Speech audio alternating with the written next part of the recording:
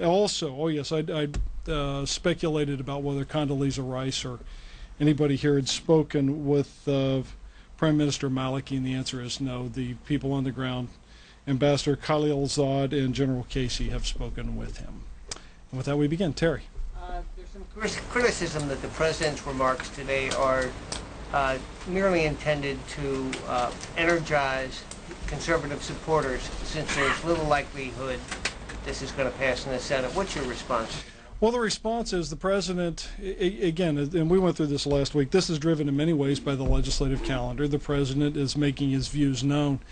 Whether it passes or not, as you know, Terry, there have been a number of cases where civil rights matters have risen on a number of occasions, and they've been brought up for repeated consideration by the United States Senate and other legislative bodies. So as far as a SOP, I mean, I've also had people say, well, wait a minute, you take a look at a constitutional amendment, that's only a 45 to 50% proposition. You can cut this both ways when you take a look at polls, but the fact is, A, the president is restating a long-held position, and B, he's also made it clear that he wishes it didn't have to come to this. This is in response to a number of states where either through their own constitutions or through laws or even initiatives or referenda, people have chosen to define marriage as being between a man and a woman, and the courts have overridden them. You present this as something that he's talking about because of the occasion of the Senate vote. Once this week is over, do you expect him to be silent on this? Don't know. I mean, I don't think they're, look, in many ways, again, the debate is hot right now. The question is, will you be asking about it in 5 weeks? And the answer is probably no.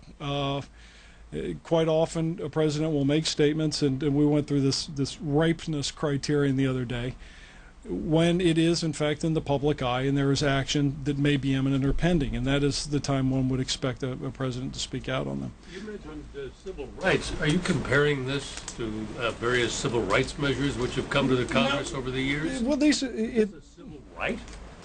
Marriage?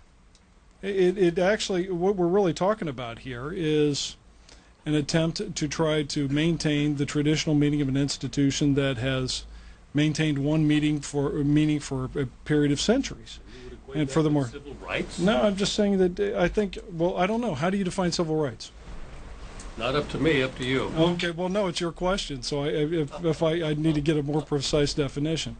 Can you stand there and say with a straight face that there is not a political dimension to this? Of course there's a political dimension to it. There's going to be a Senate vote on it, for heaven's sake. So, yeah, there's naturally, there are political dimensions on both sides. This is an issue, and we talked about this morning, that I think is of keen interest to a lot of people. And one of the interesting aspects is that it's still, the amendment still permits states to consider arrangements and institutions for same-sex couples that would not be called marriage. But the president feels strongly that marriage as an institution has a fixed meaning that ought to be honored in American law. David. In January of 2005,